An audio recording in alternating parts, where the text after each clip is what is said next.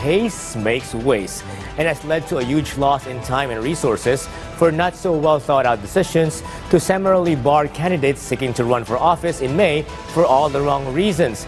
Our Luisa Erispe tells us more on the latest SC injunction on the poll body's ballot printing that should be revised with the candidates they crossed out.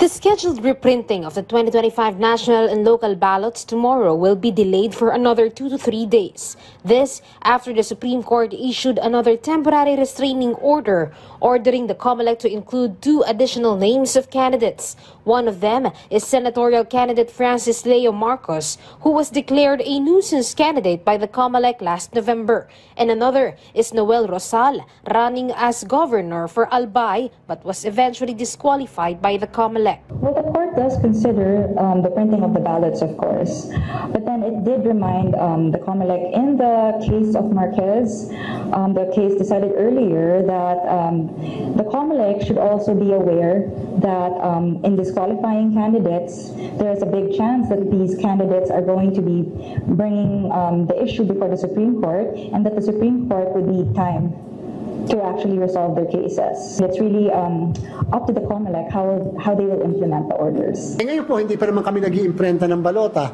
and therefore kung sakali magkakaroon po ng pagbabago muli, then we will comply definitely.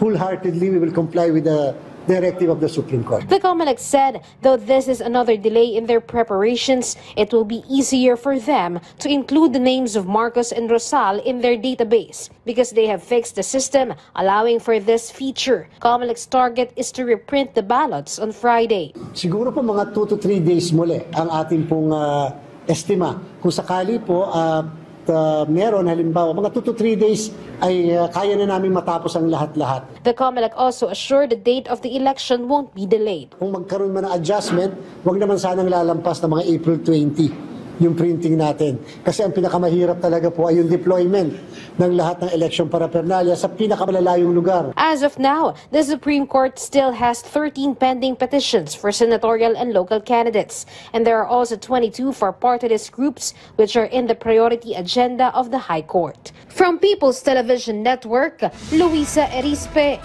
for Balitang Pambansa.